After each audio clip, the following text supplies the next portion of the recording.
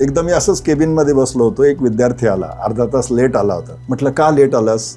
नाही, माझी आई सकाळी बाथरूममध्ये पडली पाय घसरून. अर्ज लिहून आण, मी त्याच्यावर सही करतो. अर्ध्या तासाने तो आला. It is with extreme anguish and displeasure that I wish to bring to the notice of the management that my mother this morning converted herself from being vertical to horizontal. I wish it was a joke. It is not a joke.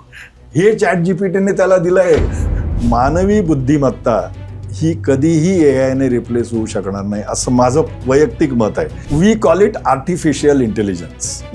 माझ्या मते ते intelligence नाहीच आहे मुळात. AI ला कॉन्शन्स नाही, AI ला consciousness नाही, AI ला भावना नाहीत, AI ला संवेदना नाहीत, आणि ह्या 4-5 ज्या गोष्टी आहेत ना, त्या मानवाला माणूस करतात असं मला वाटतं. 60 to 70% ऑफ टुडे जॉब्स हे they will not exist in the next 5 years. कसे तुम्ही या प्रॉब्लेम कडे बघता की ज्या मुलांकडून पैसे घेतोय त्यांना एक करिक्युलम सेट केलं आणि जर त्यांना जॉब नाही? दरवर्षी नवीन नवीन विषय आम्ही इंट्रोड्यूस करतो. MBA in real estate, MBA in hospitality, MBA in hospital management. 6 महिन्यानंतर जीवनात तुम्हाला कधी कोणी विचारणार नाही की तू कुठून MBA केलंस. फक्त एक मॅटर होतं, आज तू माझ्या कंपनीसाठी किती फायदा आणतो आहेस. एक कंपनी आली होती आमच्याकडे, 3-4 जण असतात, त्यांच्यात एक 5वा माणूस होता, जरा वयोवृद्ध होता, आणि दिवसभर तो फक्त असा बसून राहिला. तर मी जरा क्युरियस असल्यामुळे मी संध्याकाळी त्यांना सहज विचारलं कंपनीला की म्हटलं का यांनी एकही प्रश्न विचारला नाही, but why was he there? त्यांनी सांगितलं he is a professional psychologist. आम्ही सगळे नॉलेज स्किल्स वगैरे टेस्ट करत होतो, पण he was testing the below portion of iceberg. 2008 मध्ये जे झालं, जगातल्या बेस्ट कॉलेजेसचे MBA होते ते, आणि they are the ones who looted the world.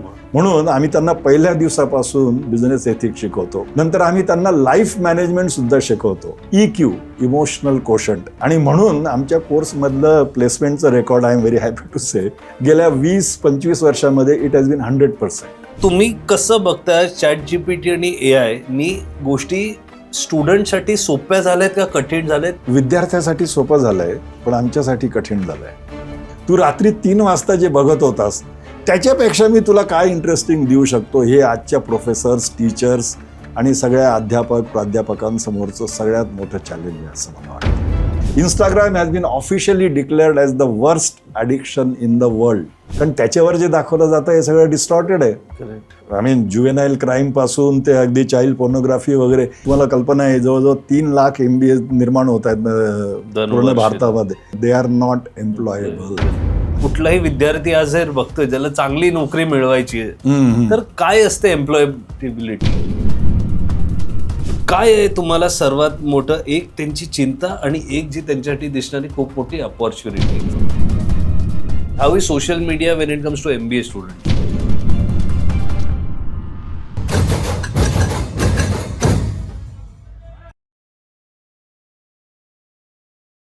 आज आपले जे पाहुणे आहेत यांनी आयुष्यात एक नाही अनेक वेगवेगळ्या प्रकारच्या करिअरमध्ये खूप यशस्वी असा प्रवास केला आहे.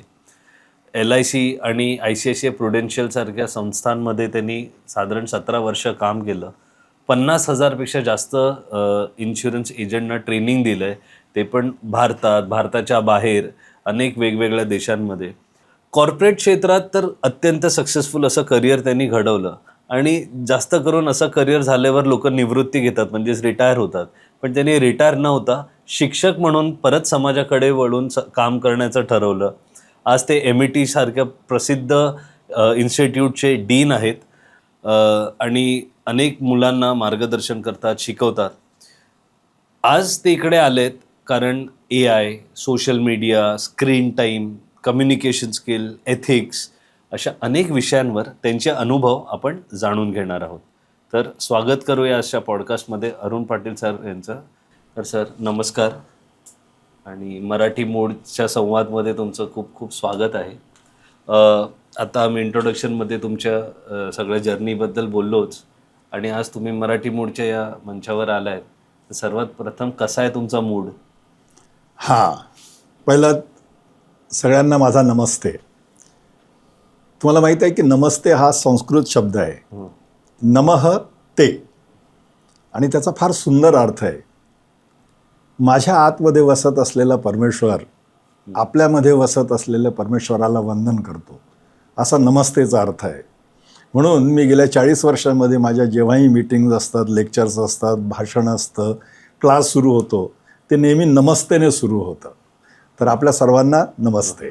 आणि अर्थातच मूड हा अत्यंत सुंदर आहे. बाहेरसुद्धा परमेश्वराचा आणि निसर्गाचा मूड अतिशय सुंदर आहे, तसा आपलाही आहे. एक शिक्षकासारखी सुरुवातही केली आहे तुम्ही, तर खूप बरं वाटलं.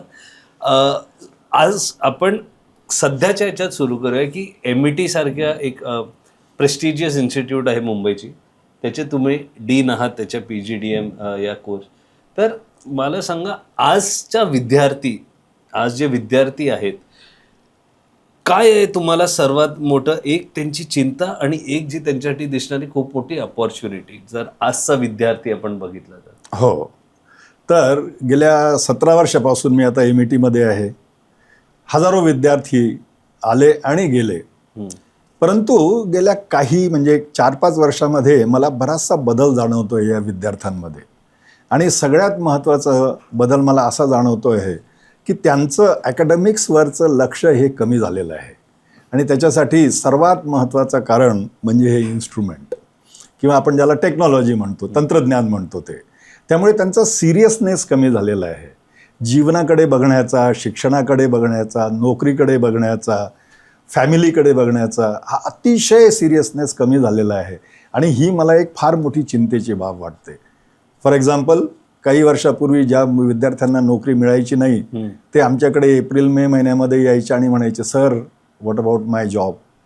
परंतु आज ही मंडळी आमच्याकडे येतही नाही, ज्यांना नोकरी नाही मिळाली. ते म्हणतात ठीक आहे, मिळाली तर मिळाली, नाही मिळाली तर नाही मिळाली, नाहीतर आपल्याकडे आहेच.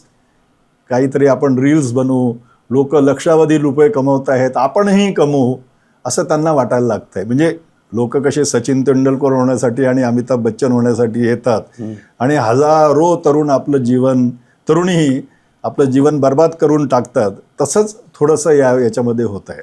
परंतु तुम्ही जो दुसरा प्रश्न विचारला की अपॉर्च्युनिटी काय, तर अपॉर्च्युनिटी म्हणजे फ्रेश थिंकिंग. कन्व्हेन्शनल मी कुठेतरी वाचलं आहे की येणाऱ्या 5 वर्षामध्ये आजचे जेवढे जॉब्स आहेत त्याच्यापैकी 60 to 70% जॉब्स हे असणारच नाही आहेत, गायब होणार आहेत. 60 to 70% ऑफ टुडे जॉब्स हे they will not exist in the next 5 years. आणि याची जाणीव आम्ही रात्रंदिवस आमच्या विद्यार्थ्यांना करून देतो. त्यामुळे पहिल्या दिवसापासून ते विचार करायला लागतात की अरे मग बँकेतला जॉब नाही, फायनान्सचा जॉब नाही, मार्केटिंगचा जॉब नाही, तर मग मी काय करायचं. आणि म्हणून अपॉर्च्युनिटी टू बी क्रिएटिव्ह आणि काहीतरी सृजनात्मक आपण जीवनामध्ये केलं पाहिजे, ही एक फार मोठी अपॉर्च्युनिटी त्यांच्यासाठी उघडली आहे असं मला वाटतं. जसं तुम्ही बोलात की पुढच्या काही वर्षात आज जे जॉब्स एक्झिस्ट करत आहेत ते नसणार आहेत. करेक्ट. मग इन्स्टिट्यूट, एक एज्युकेशन इन्स्टिट्यूट जी बेसिकली जॉब प्रॉमिस करते, करेक्ट, ज्या एक म्हणजे जर 10 क्रायटेरिया असतील ना ॲडमिशन घ्यायचे, त्याच्यात हा एक महत्त्वाचा असेल. हो. कसं तयार करते इन्स्टिट्यूट ह्या चॅलेंजेसना, आणि तुम्ही कारण डीन आहात, कसे तुम्ही या प्रॉब्लेमकडे बघता की ज्या मुलांकडून पैसे घेतोय त्यांना एक करिक्युलम सेट केलं आणि जर त्यांना जॉब नाहीये, काय त्यांच्यासाठी वेगळं करावं लागतं, आणि हे every year, every 6 months update काय आहे ती प्रोसेस? येस, जसं म्हटलं आमच्या MITमध्ये 3 कोर्सेस आहेत मॅनेजमेंटचे. एक आहे PGDM, एक आहे MMS आणि तिसरा आहे आमचा, ज्याला आम्ही MBA PGP MBA म्हणतो. तर PGDMसाठी AICTE अप्रुव्हल, म्हणजे त्याच्यासाठी ऑल इंडिया एक्झाम ज्या एंट्रन्स टेस्ट वगैरे, त्याच्यासाठी 99% 95% वगैरे लागतं. सॉरी इंटरप्ट, MITचं काय आहे लास्ट पर्सेंटाईल म्हणजे कट ऑफ? आमचं normally it changes from year to year, but normally it is 97-98%. Yes, same thing. जर आपण MMSकडे आलो तर तिथे महाराष्ट्र CET वगैरे द्यावी लागते, आत्मा, झॅट, मॅट, कॅट वगैरे वगैरे. पण या दोन्ही ठिकाणी ज्यांना नेसेसरी पर्सेंटेज मिळत नाही किंवा पर्सेंटाईल मिळत नाही, अशी मंडळी आमच्या PGP MBA कोर्सला येते. म्हणून हा आमचा जो कोर्स आहे हा ॲटॉनॉमस आहे. याच्यामध्ये मुंबई युनिव्हर्सिटीशी किंवा AICTEशी संलग्नता नाही आहे. परंतु हा ॲटॉनॉमस असल्यामुळे आम्हाला फार मोठं स्वातंत्र्य आहे. कसलं स्वातंत्र्य? सिलेबस चेंज करण्याचं. कारण MMSचा सिलेबस हा ठरवलेला असतो मीन्स आपलं युनिव्हर्सिटीने AICTE ठरवलेला असतो PGDMसाठी. आमचा ॲटोनॉमस कोर्स असल्यामुळे आम्ही गेल्या 5, 7, 10 वर्षांमध्ये दरवर्षी नवीन नवीन विषय आम्ही इंट्रोड्यूस करतो, कारण जग फार बदलतं आहे. इनफॅक्ट मला आठवतं एक फार सुंदर वाक्य होतं, गेल्या 2000 वर्षामध्ये जेवढं जग बदललं नाही तेवढं गेल्या 25 वर्षात बदललं आहे. पण याच्या पुढचंही वाक्य आणखी महत्त्वाचं आहे, येत्या 10 वर्षामध्ये जग इतकं बदलणार आहे जितकं 2025 वर्षांमध्ये ते बदललेलं नाही आहे. ह्या डायनॅमिझम आपण ज्याला म्हणतो, हा लक्षात ठेवून आम्ही दरवर्षी आमचे विषय बदलत राहतो. फॉर एक्झाम्पल मध्ये रिअल इस्टेटचा बूम होता, तर मग आम्ही रिअल इस्टेट इंट्रोड्यूस केलं. MBA in real estate, MBA in hospitality, MBA in hospital management, MBA in tourism management, MBA in business analytics, जे आजकालचं करंट क्रेज चाललेलं आहे. म्हणजे जसा काळ बदलतो आहे, जशी गरज बदलते आहे आणि जसं व्यावसायिकताही बदलते आहे, त्यानुसार वेगवेगळे नवीन विषय इंट्रोड्यूस करणं किंवा त्यांचा अभ्यास आम्ही करून घेणं, हे आमच्या संस्थेचं फार मोठं वैशिष्ट्य आहे असं मला वाटतं. हे जे वैशिष्ट्य तुम्ही आता म्हणाल, हे ऑटोनॉमस कोर्स पुरतच म्हणजे आहे का, जे सरकारी आहेत त्याला पण हे अपडेट आहे? सरकारनेही आता MMSचा सिलेबस हा जवळजवळ 1961 पासून सेट झालेला होता, जो त्यांनी 4-5 वर्षापूर्वी बदलला. परंतु तुम्हाला माहिती आहे की एखादं मोठं जहाज असणं, त्याला जर रूट चेंज करायचं असेल तर त्याला वेळ लागतो, शक्तीही जास्त लागते. MMS PGDM हे मोठे मोठे जहाज आहेत, पण आमचं छोटीशी नाव जी आहे ती सहजपणे त्याच्यामध्ये टर्न होऊ शकते. तेही बदलत आहेत, पण दे आर टेकिंग टाइम. म्हणजे छोट्या नाव असल्यामुळे निघून हो ते जीव वाचतायत. येस. आता जसं तुम्ही बोललात, कॉम्पिटिटिव्ह एक्झाम पास करून आलेली मुलं आहेत आणि इकडे ही कॉम्पिटिटिव्ह एक्झाम दिली असतील, पण ही मुलं दुसऱ्या क्रायटेरिया, तर ते क्रायटेरिया काय आहेत? हां, आमच्याकडे जो आहे क्रायटेरिया, त्याच्यात आणखी एक कॅटेगरी येते, ज्यांना कमी मार्क मिळालेले आहेत कॉम्पिटिटिव्ह एक्झाम्सला किंवा ज्यांनी परीक्षाच दिली नाही तरीही त्यांना पण त्यांच्याकडे ग्रॅज्युएशन आहे, तर आम्ही त्यांना या कोर्ससाठी 1 तासाची ॲप्टिट्यूड टेस्ट देतो. MET aptitude test, MET CET म्हणतो आम्ही त्याला, ज्याच्यामध्ये आपले नेहमीचे विषय इंग्रजी, mathematical ability, reasoning ability, essay writing वगैरे असं, आणि त्यानंतर त्यांचं ग्रुप डिस्कशन आणि personal interview which I myself conduct along with the director, आणि आम्ही त्यांची सुटेबिलिटी बघतो. हाऊ मेनी स्टुडंट्स, किती students? Every year we have 60 to 70 students. मग तुम्ही इंटरव्ह्यू किती लोकांचे? इंटरव्ह्यू जवळजवळ 120-150 लोकांचा होतो, आणि त्याच्यातले आम्ही 60 जणांची एक बॅच दरवर्षी बदलतो, सुरू करतो. कारण सगळ्यांना ॲडमिशन देऊन उपयोग नाही, कारण काही जणांची ती क्षमताच नसते. वडिलांनी सांगितलं, मित्र करतायत म्हणून मी पण MBA करतोय, अशी पण आमच्याकडे काही मंडळी असते. तर मग आम्ही त्यांना म्हणतो, तुम्ही तुमचे 2 वर्ष वाया नका घालू, काही लक्षावधी रुपये पण वाया नका घालू, त्यापेक्षा तुम्ही, काही जण असतात वडिलांच्या बिझनेसमध्ये मला जाऊन बसायचं आहे गादीवर, MBA असलं तर जरा बरं वाटेल. आणि गंमत सांगतो तुम्हाला, वाईट वाटण्यासारखं काहीच नाही आहे त्याच्यात. काही जण आपला हुंडा कमी व्हावा म्हणून काही मुली MBAला ॲडमिशन घेतात, आणि आपला हुंडा वाढावा म्हणून काही मुलं देखील आमच्याकडे येणारी मंडळी असते. आम्ही त्यांना सांगतो नको. हे मला आठवतंय, देव कार्लेकर म्हणून एक होते US चे, ते पण एज्युकेशन ह्याच्यात आहेत. बरं. मराठी मुलांना अमेरिकेत ते ॲडमिशन, त्यांनी पण एक्झॅक्टली मराठी म्हणजे महाराष्ट्राच्या मुलांना, भाषा नाही प्रदेशाबद्दल बोलतोय, उगाच कमेंटमध्ये टाकू नका. त्यांनी पण हेच कारण दिलं होतं की अनेक लोकांच्या रिक्वेस्ट, तिकडे जाऊन शिक्षण अमेरिकेचं स्टॅम्प हवाय, फक्त हुंडा कमी किंवा जास्त. Correct, exactly. ती अत्यंत सॅड रियालिटी आहे, परंतु ती आहे, वास्तवता आहे. मग हे जे कोर्सेस या बॅच मध्ये आले, जेव्हा कंपनी रिक्रुटमेंटसाठी येतात की नोकरी द्यायला येतात, तेव्हा ह्यांच्यामध्ये फरक असतो की हे सगळे कॅन्डिडेट्स एकाच वेळी असतात. आमच्या संस्थेचं दुसरं एक वैशिष्ट्य आहे की जेव्हा कंपन्या आता आमच्या कॉलेजमध्ये जवळजवळ 350 ते 400 कंपन्या येतात, मल्टीनॅशनल्स पासून, बँक्स पासून, सगळ्या कंपन्या येतात. जेव्हा ते येतात आम्ही त्यांच्यासमोर PGDM, MMS आणि PGP MBA हे सगळे विद्यार्थी आम्ही त्यांच्यासमोर बसवतो विदाऊट टेलिंग देम की they are from this course that course or that course. आणि तेही इंटरव्ह्यू करतात या सगळ्या विद्यार्थ्यांचा किंवा GDPI करतात किंवा ॲप्टिट्यूड टेस्ट करतात फॉर सुटेबिलिटी. आपण एक लक्षात घेतलं पाहिजे आणि हे मी वारंवार सांगतो आमच्या मुलांनाही, ही जीवनाची वास्तवता आहे. एकदा तुम्ही नोकरी सुरू केली कुठल्याही कंपनीत, 6 महिन्यानंतर जीवनात तुम्हाला कधी कोणी विचारणार नाही की तू कुठून MBA केलंस, कुठला कोर्स होता, किती तुला मार्क मिळाले त्याच्यामध्ये, PGP स्कोअर काय होता वगैरे कोणीही विचारत नाही. किंवा कुठल्या इन्स्टिट्यूट IIMहून केलं आहे की बेंगलोरहून केलं की अहमदाबाद, नथिंग मॅटर्स. फक्त एक मॅटर होतं, ते म्हणजे आज तू माझ्या कंपनीत काम करतोयस, आज तू माझ्या कंपनीसाठी किती फायदा आणतो आहेस. This is the only question that remains.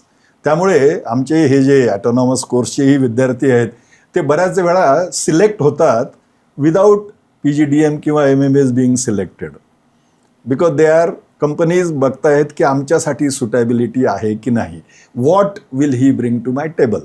जसं आता आपण बोललात की कंपन्या जेव्हा येतात तेव्हा ते सुटेबिलिटी का employability is the beautiful word. Employability की आहे का, काय नक्की बघतायत? म्हणजे हे नुसतं METच्या नाही, कुठलाही विद्यार्थी आज जर बघतोय ज्याला चांगली नोकरी मिळवायची आहे तर काय असते employability?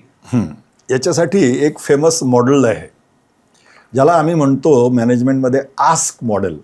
Ask model. A for attitude, S for skills आणि K for knowledge.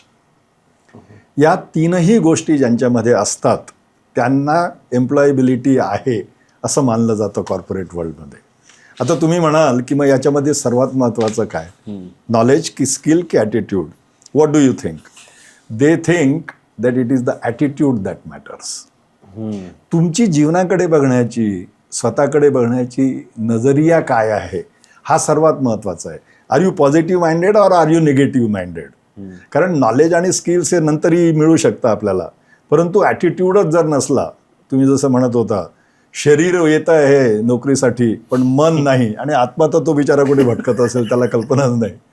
So it is attitude that matters. पण ते आणखी एक गोष्ट बघतायत आजकाल, दिस आस्क ट्रायंगल स्क्वेअरमध्ये कन्वर्ट झाला आहे अँड विच इज कॉल्ड नाव काश स्क्वेअर. नॉलेज, ॲटिट्यूड, स्किल्स आणि त्याला H लागला. H म्हणजे habits. What kind of habits do you have? Are you a reader? Are you a networking person?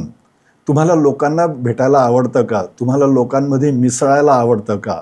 अशा गोष्टी म्हणजे ज्याला आपण ॲटिट्यूडनल फॅक्टर्स म्हणतो पर्सनॅलिटीचे, ते देखील या कंपन्या बघतायत. And that is all it goes to make employability.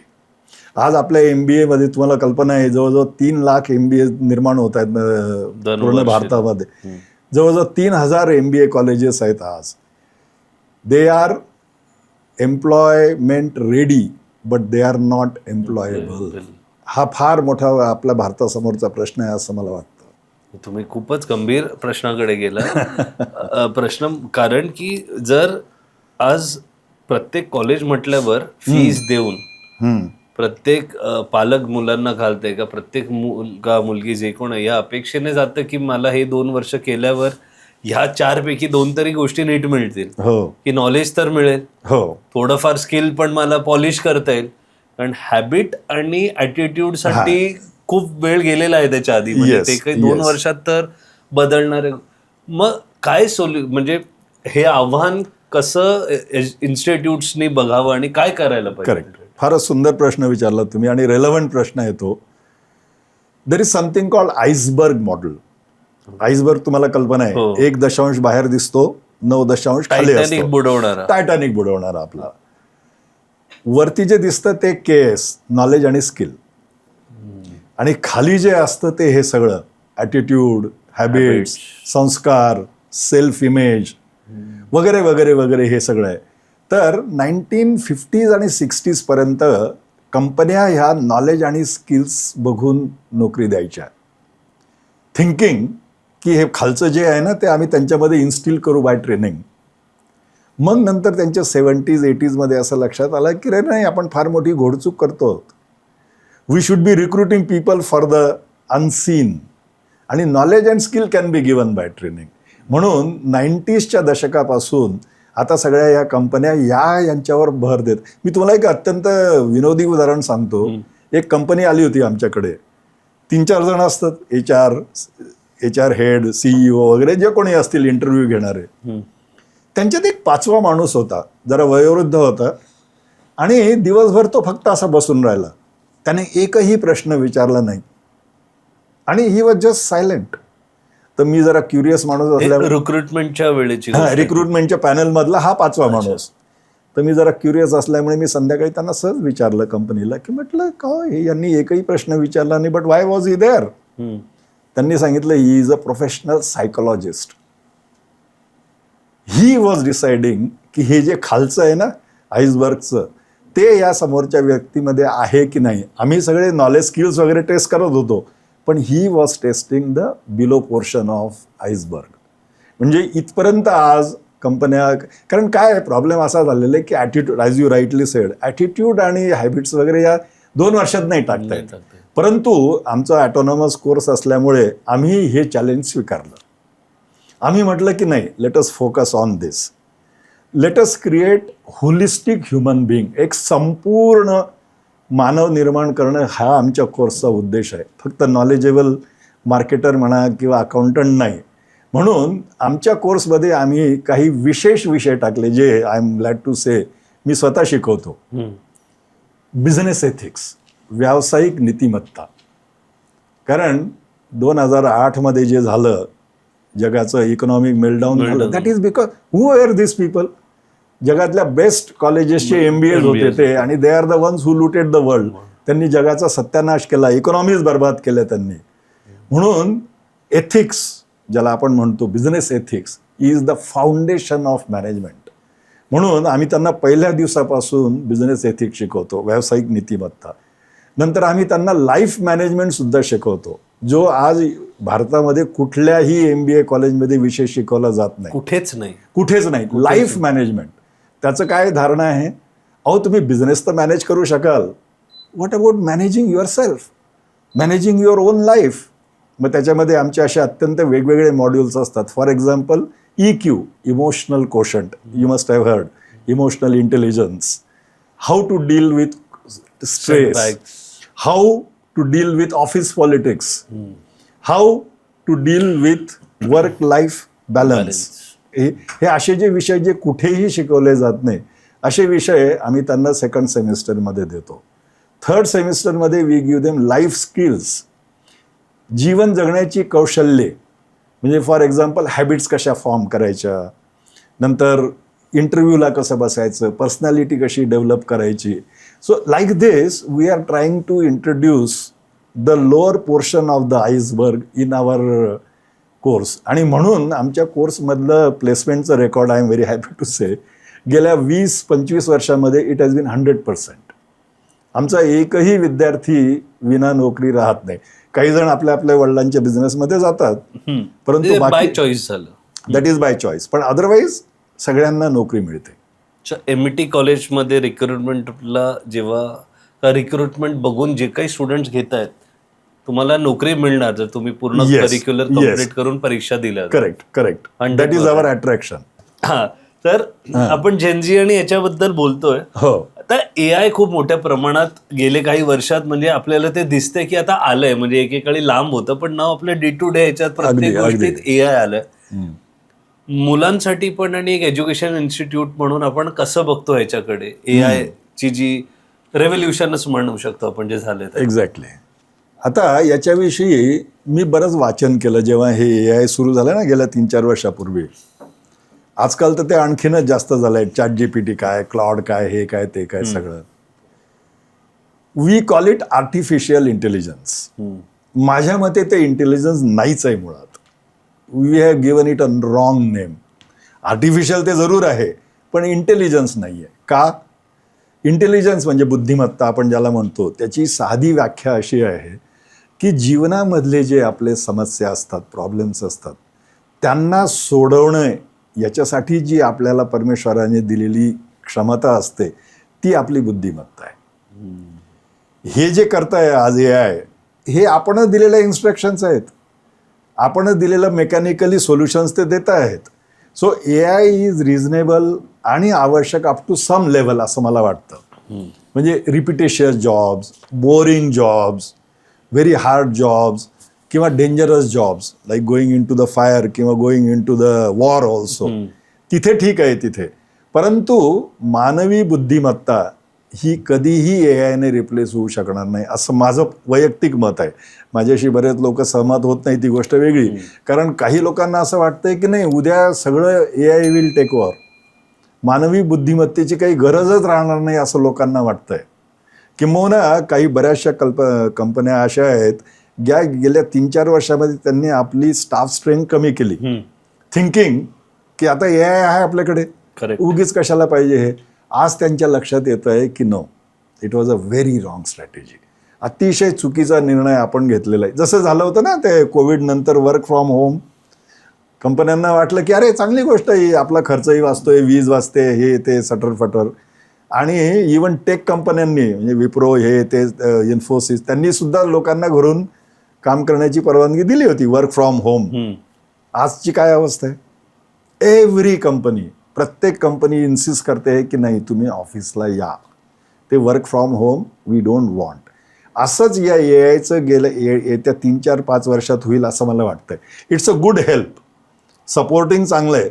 परंतु आम्ही जेव्हा असं मानायला लागतो की सगळं फक्त AIनेच करावं, तेव्हा मात्र प्रॉब्लेम येणार आहे. कारण मानवी बुद्धिमत्तेला पर्याय नाही असं माझं वैयक्तिक मत आहे.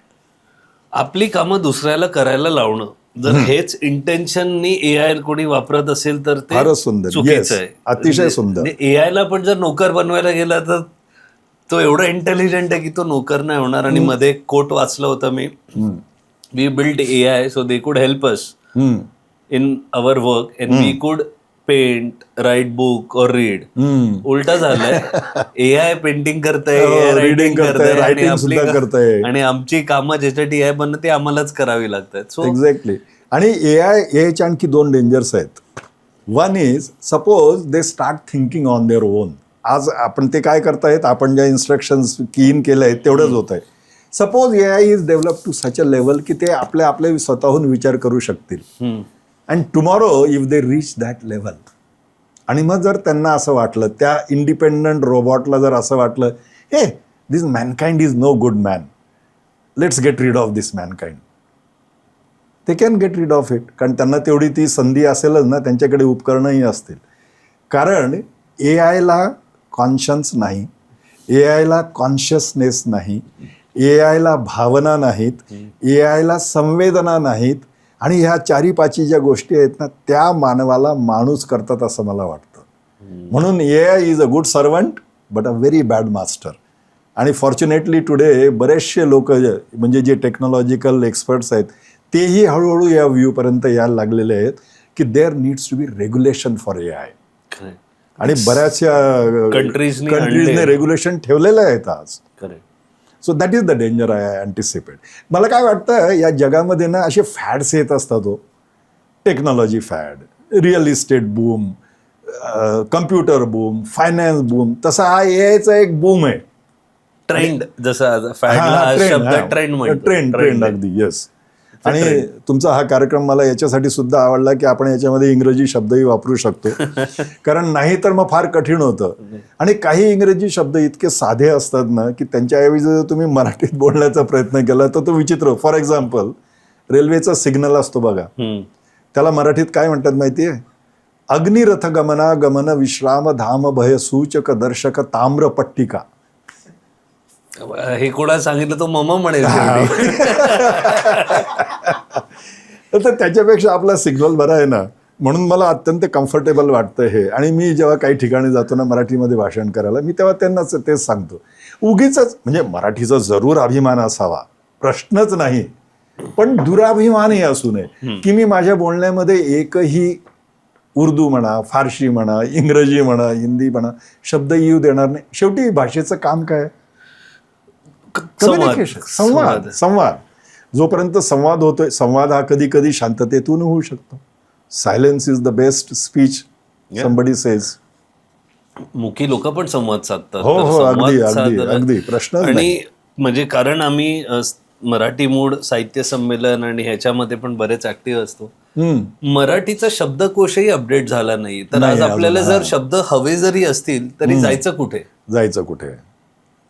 तर तो एक चॅलेंज आहे. म्हणूनच आम्ही मराठी मूड असं एक नाव, की तिकडे थोडंफार ती लिबर्टी आपण घेऊ शकतो. तेही मला अगदी आवडलं. तर चॅट जीपीटी आणि एआय वर होतो.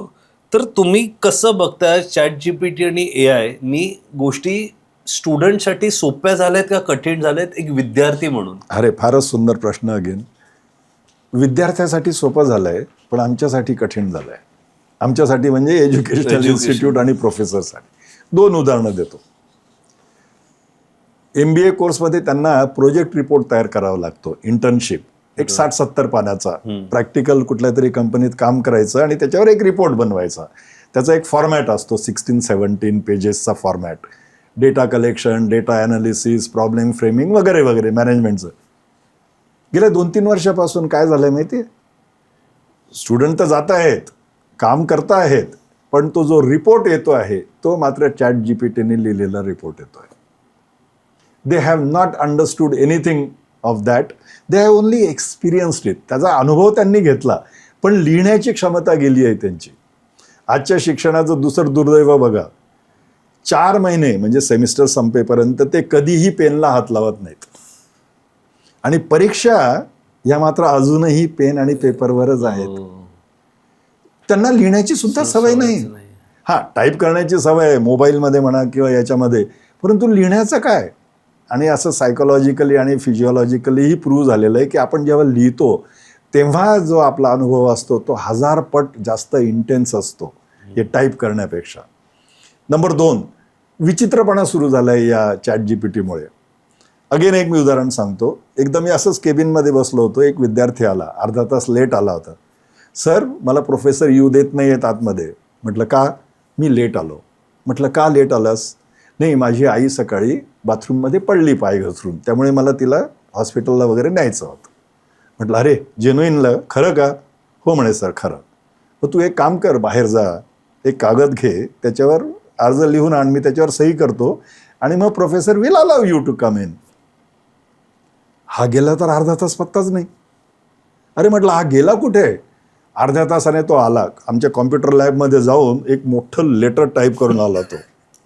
It is with extreme anguish and displeasure that I wish to bring to the notice of the management that my mother this morning converted herself from being vertical to horizontal. I wish it was a joke. It is not a joke. हे chat जीपीटीने त्याला दिलंय. आणि that to त्याने मी म्हटलं अरे तू काय command दिली होती चॅट जीपीटीने, मला जरा सांग ना, कारण it all depends on command. What is the prompt? म्हणजे आय टोल्ड देम की write an application for leave in a very flowery and powerful and impressive language. Now this is what is ChatGPT किंवा Claude. म्हणजे मला काय म्हणायचं आहे, artificial flowers असतात ना काही ठिकाणी आणि खरे फ्लॉवर्स असतात, त्यांची तुलनाच होऊ शकत नाही. आणि हे सगळं चॅट जीपीटीचं प्रॉडक्ट वगैरे म्हणजे हे आर्टिफिशियल फ्लॉवर. कदाचित ते जास्त सुंदरही दिसतील नॅचरल फ्लॉवर्सपेक्षा, परंतु नॅचरल फ्लॉवर्सला जो स्पर्श आहे, गंध आहे आणि जी अनुभूती आहे ती यांच्यामध्ये कधी येऊ शकत नाही. त्यामुळे आम्ही असं ठरवलंय आमच्या ऑटोनॉमस कोर्समध्ये की यापुढे हे ब्लॅक बुक वगैरे किंवा प्रोजेक्ट रिपोर्ट बनवणे वगैरे याला काही अर्थ नाहीये, कारण सगळेजण तेच बनवून आणतायत. करेक्ट. म्हणून आम्ही त्यांना आता दुसऱ्या मार्गाने नेण्याचा प्रयत्न करू. म्हणजे आम्ही त्यांचा आता इंटरव्ह्यू घेऊ. Rather than writing a report, त्यांना आम्ही अर्धा तासाचा इंटरव्ह्यू घेऊ. सांग तू काय शिकलास तुझ्या इंटर्नशिपमध्ये, तुझे अनुभव काय होते, तुझं लर्निंग्स काय होतं, तुझ्या डिफिकल्टीज काय होत्या वगैरे, हे सगळं. कारण बनवण्यात त्याला अर्थ नाही आहे. It is somebody else who is making it. So अशा वेळेला जसं चॅट जीपीटीचं तुम्ही एक एक्झाम्पल दिलं, पण हे तर नुकसानवालं एक्झाम्पल झालं की ह्यामुळे नुकसान होतंय, कारण स्वतः विचार करणंच बंद केलं. एक्झॅक्टली. पण काही फायदे पण दिसत आहेत का, की विद्यार्थ्यांना काही बाबतीत फायदा होतोय? हो, तर त्याचं काही अनुभव फायदा होतोय. म्हणजे तुम्हाला माहिती आहे, एक मी फार सुंदर वाक्य वाचलं तुमच्या स्टुडिओमध्येच, वाचाल तर वाचाल. गेल्या 10-15 वर्षापासून म्हणजे या जेन झी आल्यापासून आणि हे इन्स्ट्रुमेंट आल्यापासून वाचन, पुस्तक वाचन हे अतिशय कमी झालेलं आहे. कमी झालं आहे म्हणण्यापेक्षा व्हॅनिश झालं आहे असंही म्हणता येईल. त्यामुळे वाचन जर नाही आहे तर मग तुमचं लिखाण कसं येणार? काही वाचलंच नाही, सुंदर वाक्य वाचली नाहीत, सुंदर कन्स्ट्रक्शन पाहिलं नाही, तर मग तुम्ही कसं लिहू शकणार ते? त्या निमित्ताने ChatGPT वगैरेच्या निमित्ताने निदान त्यांना आता हे तरी कळतंय थोडंफार की ग्रॅमॅटिकली योग्य वाक्य कसं असतं. चांगलं इम्प्रेसिव्ह वाक्य जर आपल्याला बोलायचं असेल तर त्याच्यामध्ये कुठले शब्द आले पाहिजे, कन्स्ट्रक्शन कसं आलं पाहिजे. परंतु हे पुन्हा आर्टिफिशियल आहे, कृत्रिम आहे. ते काही त्यांनी स्वतःहून घेतलेले कष्ट नाही आहेत, हे कोणीतरी केलेलं आहे आणि त्याच्यापासून ते थोडंफार शिकत आहेत. हा त्याचा एक फायदा आहे असं मला वाटतं की सगळ्यांची भाषा ऑन पेपर थोडी चांगली झाली, जरा सुधारली की आता परीक्षकांना ग्रामॅटिकल मिस्टेक्स नाही मिळत, आता कमी मिळतील अशी आशा आहे. इकडे जसं आता तुम्ही सोशल मीडिया बद्दल पण बोललात, हो, किती म्हणजे MBA, कारण MBA आपण जेव्हा बघतोय की शाळेचा मुलगा आहे, कॉलेजमध्ये गेलाय, अच्छा इंजिनिअरिंग का कोर्स, म्हणजे ऑलरेडी इन्स्टिट्यूशन आणि हे करून आलाय, मग MBA इज कन्सिडर्ड की खूप सिनियर. पण इकडे पण तेवढे डिस्ट्रॅक्टेड सोशल मीडियाने ह्याच्यामुळे आलेले स्टुडंट्स आहेत का, की असतात, की कसं आहे? How is social media when it comes to MBA students? मला रात्रंदिवस जर कशामुळे झोप लागत नसेल तर ती केवळ या प्रश्नामुळे, आणि त्याच्या उत्तरावर मी रात्रंदिवस विचार करतोय. मी सांगतो तुम्हाला काय.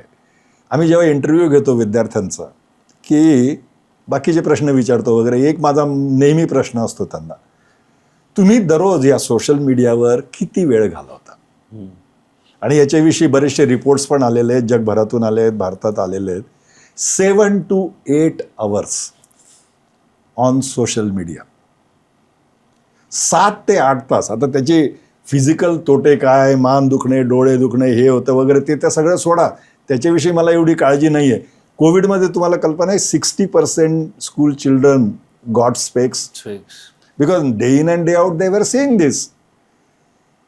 ते महत्त्वाचं नाही आहे. त्याच्यामुळे जे आपल्या मनाचं जखमीकरण, असा मी एक नवीन शब्द त्याला बनवलेला आहे, जखमीकरण. मनं आज आपली दुखावली जात आहेत. कारण तुम्हाला माहिती आहे, Instagram is 65% of this generation is using Instagram, आणि they are addicted to it. व्यसन झालं आहे त्यांचं ते. Instagram has been officially declared as the worst addiction in the world, more than smoking, drinking, drugs or anything. त्याच्यावर मी खूप विचार केला. आणखी स्मोकिंग, ड्रिंकिंग, ड्रग्ज, ह्या बाकीच्या ज्या सगळ्या गोष्टी आहेत, तुम्ही रात्रंदिवस करू शकत नाही, आणि त्याला एक सोशल स्टिग्मा होता, आणि अजूनही आहे. याला सोशल स्टिग्मा नाही आहे. 24 तास हा माझ्या जवळ आहे, आणि याच्यावर कुठलीही बंधनं नाही आहेत. त्यामुळे आज जे हे मनाचं जखमीकरण चाललेलं आहे ना, ते फार भयानक आहे. आणि आज आमच्या MBAमध्ये देखील मी आमच्या प्रोफेसरांना नेहमी सांगायचो, तुम्ही जेव्हा उभे राहता वर्गासमोर, त्यांच्या मनात 3 प्रश्न आहेत. ते तुम्हाला कधीही विचारणार नाहीत विद्यार्थी, पण त्याची उत्तरं मात्र तुम्ही दिली पाहिजेत किंवा देण्याचा प्रयत्न केला पाहिजे. पहिला प्रश्न, मी 20-21 वर्षाचा, हा 50-60 वर्षाचा, हा काय सांगणार मला? दुसरा प्रश्न, जरी सांगितलं तरी तो आपल्या काळातलं सांगणार आहे, अरे आजकाल की जमाना तो कितना बदल गया है वगैरे वगैरे. What does he know? What does he know of our problems and our world? आणि तिसरा सर्वात महत्वाचा, what is he going to tell me which is not available in this instrument? आणि मग न विचारलेला अत्यंत एम्बॅरेसिंग प्रश्न, मी 120 मिनिटं का बसावं या माणसाच्या लेक्चरला किंवा भाषणाला? हे 3 प्रश्न प्रत्येकाच्या मनात आहेत, पहिल्या दिवसापासून असतात. आणि म्हणून मी सगळ्या प्रोफेसरला सांगतो, अरे बाबा, या प्रश्नांची उत्तरं द्या किंवा त्याचं सोल्युशन द्या त्याला, to put it in a little crude language. आणि आजकाल तर विथ दी सोशल मीडिया आणि Instagram, I hope you know what is happening on Instagram. Australia आणि बऱ्याचशा देशांनी तर ते बॅन सिंगापूरनी पण 16च्या. Yes, exactly. The challenge before today's professor हे आहे, तो जेव्हा उभा राहतो सगळ्या या 60 मुलांसमोर, how can I be more interesting than what you are seeing at 3 AM in the morning? तू रात्री 3 वाजता जे बघत होतास त्याच्यापेक्षा मी तुला काय इंटरेस्टिंग देऊ शकतो हे आजच्या प्रोफेसर्स, टीचर्स आणि सगळ्या अध्यापक प्राध्यापकांसमोरचं सगळ्यात मोठं चॅलेंज आहे असं मला वाटतं. 2010 मध्ये जेव्हा मी सुरुवात केली शिकायला, ते शिकवता आपण PPT वगैरे असतो, फळ्यावर लिहितो. मध्येच मी म्हणायचो, हे let me show you a video. आहा, काय एक्साइटमेंट व्हायची वर्गामध्ये. अरे वा वा वा वा, आता आपण काहीतरी सुंदर व्हिडिओ बघूया, हे करू. Today when I show them, hey let me show you a video, this is the reaction. अरे हमने तो दुनिया भर के सारे वीडियो देखे, ये क्या दिखाने वाला है हमको. हा जो ड्रॅमॅटिक बदल झालाय ना, हा अत्यंत काळजीचा बदल आहे असं मला वाटतंय. त्यामुळे मला सांगायचा मुद्दा हा की रात्रंदिवस मी एकच विचार करतोय, किंवा कोणीही मला जर भेटलं ना तर मी त्याला एकच प्रश्न विचारतो, याच्याविषयी आपल्याला काय करता येईल. How do you detox. Tech detox त्याला असं नाव आहे, आणि काही ठिकाणी ते सेंटरही सुरू झालेले. How do I get rid of this. कारण हे आपल्याला रसातळाला नेणार आहे.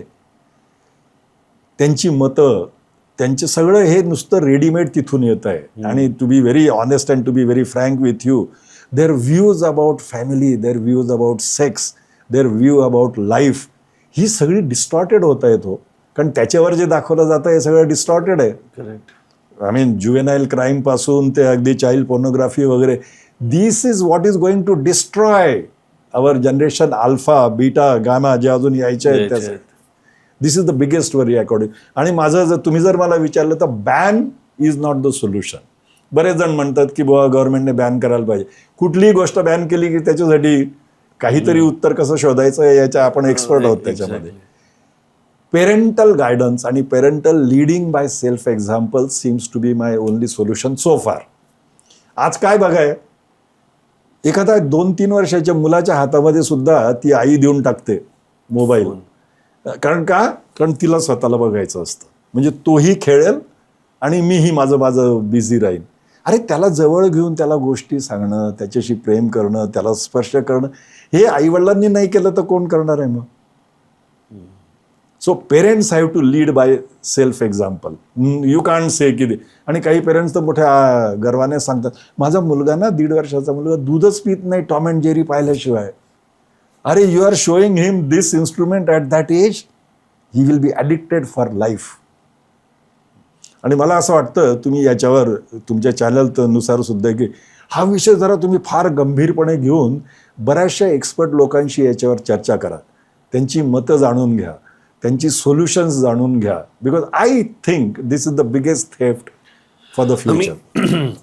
तुम्ही म्हणताय, आणि आम्ही एकांशी मध्ये बोललो होतो आणि त्यांनी सांगितलं की basically it all is chemical. Dopamine, yes oxytocin, हे ते सगळे. सध्या सिटीचा प्रॉब्लेम आहे की there is no other way, there are no sports complex, there are no other facilities for this kids or any even senior people to go out and get those dopamine shots. की तुम्ही खेळायला जाताय, तुम्ही साधं रनिंगला, म्हणजे हे पण प्रिव्हिलेज लोकांसाठी आहे आज. म्हणजे आम्ही लहानपणी मुंबईत फुकट खेळायचो ग्राउंडवर जाऊन. आज तुम्हाला कुठे जायला ते टर्फ म्हणा, तुम्हाला पैसे देऊन खेळावं लागतंय. म्हणजे ह्या आय थिंक आम्ही केला पण आहे पॉडकास्ट याच्यावर आणि काही लाईन. पण ही परिस्थिती आज आहे सध्याची की तुमच्याकडे म्हणजे चॉईस पण खूप कमी आहे. आणि जर फोन असा थोडा वेळ बाजूला ठेवला तर अशी लोक आहेत ज्यांचे हातही थरथरायला लागत आहेत. म्हणजे ही फॅक्ट आहे आज. ही झाली. आमच्याकडे एक मुलगी होती, she was totally completely addicted to student.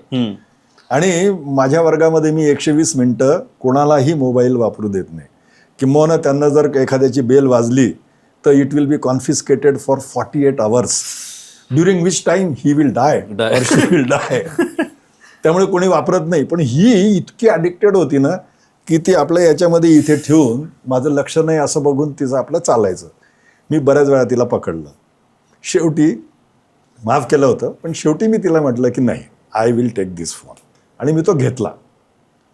Class वगैरे संपला तोपर्यंत तिची पाण्याबाहेर काढलेल्या माशासारखी परिस्थिती होती. क्लास संपल्यावर ती धावत पडत आली माझ्या केबिनला, सर देऊन टाका ना. म्हटलं नाही, आज मी देणार नाही. किती वेळा तुला माफ केलं. तिने जे वाक्य म्हटलं ना, मी जन्मभर विसरणार नाही. Sir, it is not a mobile, it is my oxygen cylinder. प्राणवायूचं सिलेंडर आहे ते माझं, मी मरेन त्याच्या विना. My god, I said this is a frankest admission I have ever heard. म्हटलं मी तुला देणार नाही, तुझा प्राणवायू असो का नसो. मग मी म्हटलं तुझ्या वडिलांना फोन करतो. केला त्यांच्या वडिलांना फोन की म्हटलं असं असं झालेलं आहे आणि मी तिचा फोन जप्त केला आहे 48 तासासाठी. तिच्या वडिलांनी काय म्हणावं, अरे सर प्रणाम आपको, जो मैं 5 साल में नहीं कर सका आपने वो 5 मिनिट में करके दिखाया है करके. म्हणजे सांगण्याचा मुद्दा असा आहे की it has become an addiction. पण इथे देखील ना तुमचं म्हणणं बरोबर आहे, dopamine is the need of every human being. पण मग आमच्या वेळी नव्हतं का डोपामाइनची नीड? मी बोलतो ना, खेळायला जागा होत्या, हा ते सगळं आपल्याकडे काही ऑप्शन्स होते. आज ते ऑप्शन सिटीमध्ये मी म्हणतोय बाहेर आहेत, पण मुंबई सारख्या शहरात आज तर गाड्या पार्क करायला पण जागा नाही आहे. म्हणजे आज ऑलरेडी एवढ्या हाय स्ट्रेस लाईफ मध्ये तो फोन हॅज, म्हणजे काही चॉईस नाही लोकांकडे. तो फोन, हे पण मी बोलतोय, जे काही आमचं बोलणं झालं होतं हे माझं मत नाहीये, मी एवढा फोन वापरत नाही, मी पण कामापुरताच वापरतो. पण आणि जसं सर म्हणाले, मला इकडे प्लग इन करायला आवडेल, पुस्तक आणि बरंच काही म्हणून मराठी मूडवर एक प्रोग्राम येतो. जर तुम्हाला वाचनाची आवड नसेल पण पुस्तकांची असेल तर तिकडे वेगवेगळे लेखक, प्रकाशक आणि असे लोक येतात आणि त्यांच्याशी आम्ही संवाद करतो. बरंच काही शिकायला मिळतं पुस्तकांबद्दल, लेखकाबद्दल विचार. तर जर तुम्ही वापरताय फोन तर त्याच्यावर पुस्तक आणि बरंच काहीचे एपिसोड बघा, तुम्हाला काहीतरी चांगलंच त्याच्यातून मिळेल. हो, पण मुलं हे अनुकरण प्रिय असतात हेही आपण विसरायला नको. मी लहानपणी बघायचो, माझे वडील तेही प्रिन्सिपल होते जन्मभर, रात्रंदिवस वाचायचे. तर मी लहान 2-3 वर्षाचा, तेव्हा एवढं फारसं कळायचं नाही. मी पण आपलं काहीतरी घेऊन वाचायला सुरुवात केली आणि I can still remember those memories. म्हणून इथेही पालकांनी असं जर ठरवलं की 1 तास आपल्या घरामध्ये कोणीही मोबाईलला स्पर्श करायचा नाही आणि तेवढ्या वेळात आपण काहीतरी करूया, जेवण करूया, गप्पा मारूया, whatever you want to do. Leading by example will solve. ती जी सवय लागली ना मला लहानपणापासून, त्यामुळे आजही मी 3 तास वाचतो दररोज रात्री 10 ते सकाळी 1 वाजेपर्यंत 3 तास पुस्तक वाचल्याशिवाय मला झोपच लागत नाही. So let that be the addiction rather than this. ती पहिली 5 मिनिटं जी सर्वात क्रुशल असतात. Yes. What do you observe when you are taking that interview? तिथे आपलं ते नेहमीचं वाक्य आहे, first impression is the last impression. I must have interviewed at least एक 50-60 हजार लोकांना मी जीवनामध्ये इंटरव्ह्यू केला असेल सगळ्या कंपन्यांमध्ये. इन द फर्स्ट 5 सेकंड्स मीच नाही तर जगातील सर्वसामान्य interviewer has already formed his opinion. पहिल्या 6 महिन्यामधली कॅज्युअलिटी जी आहे ना ती फार हेवी आहे या MBSची. एक तर कंपनी सांगते की तुम्ही जा किंवा ते क्विट करतात. हा, ते क्विट करतात. Variety of reasons are there, but the major reasons are behaviour, mindset. 1908 मध्ये जगातलं पहिलं MBA कॉलेज सुरू झालं, हार्वर्ड. बिझनेसमॅन निर्माण करावे हा त्यांचा उद्देश होता. परंतु आपल्याकडे मात्र MBAचा उद्देशच फक्त नोकरी. आम्ही इतके एंटरप्रेन्योरशिपचे नवीन कोर्सेस सुरू केले. Nobody wants to go in there. Harvard university म्हणजे it has become a testament ही. अरे हार्वर्ड, काय मिसिंग आहे आपल्याकडे की अशा इन्स्टिट्यूट का नाही घडत आहेत? मनी इट हॅज बिकम. आणि एज्युकेशन त्याच्यातून गायब झालेलं आहे. आणि मध्ये आता मोदीजींनी वगैरे प्रयत्न केला न्यू एज्युकेशन पॉलिसी वगैरे आणण्याचा किंवा इंडियन नॉलेज सिस्टम इंट्रोड्यूस करण्याचा. दीज आर गुड एफर्ट्स, पण again they are not being taken seriously by everyone. Life इन्शुरन्सचा किंवा जीवन विम्याचा उगम हा महाभारतात झालेला आहे. You are not going to buy life insurance because you are going to die. You are buying life insurance because somebody else is going to live after you. कधीही तुमच्या नातेवाईकांमध्ये, मित्रांमध्ये जर एखाद्याचा मृत्यू झाला, सगळे लोक येऊन सांत्वन करतात, चेक घेऊन. फक्त एक व्यक्ती येते and that is that life insurance agent. मी जेव्हा ब्रांच मॅनेजर होतो तेव्हा डेथ क्लेम झाला एक. सो मी माझ्या सेल्स मॅनेजरला घेऊन आम्ही त्या छोटीशी असं घर होतं, झोपडी टाईप असतं ना गोव्यामध्ये, तसंच त्यांच्याकडे गेलो. तिथे ती विधवा बाई, 40 वर्षाची विधवा बाई आणि तिची 3 की 4 मुलं होती, मुलं मुली अगदी अशा बसलेले होते आपली उदास होऊन. आणि मी त्यांना त्यावेळी 1 लाखाचा चेक दिला होता त्यांना. त्या बाईने ज्या तऱ्हेने माझ्या तोंडाला धरलं आणि तिने सांगितलं की तूच नाही, तुझ्या जीवनातली 7 पिढ्या, येणाऱ्या 7 पिढ्या यांना इतकं पुण्य मिळेल, इतके माझे आशीर्वाद असतील की तू काही विचारूच नको असं. That was the most touching incident of my life. मला जीवनामध्ये लाईफ इन्शुरन्सची गरज आहे, कारण I can go any moment. परंतु मी जाणार नाही असं मला वाटतं ना, त्यामुळे I don't want it. And therefore life insurance is always sold and it is never ever bond. काही मुलं मला विचारतात, sir what is the best way to deal with office politics. माझा पण हाच प्रश्न होता. हां, त्याचं एकच वाक्यात एक वाक्य सुद्धा नाही, एका शब्दात उत्तर आहे त्याचं. पहिल्या 5 वर्षात काय अशा गोष्टी आहेत ज्याची काळजी एक फ्रेश MBA जो नोकरीला जातो त्यांनी घेतली पाहिजे? लॉंग टर्म सक्सेससाठी महत्वाचं काय, टेक्निकल स्किल्स की सॉफ्ट स्किल्स?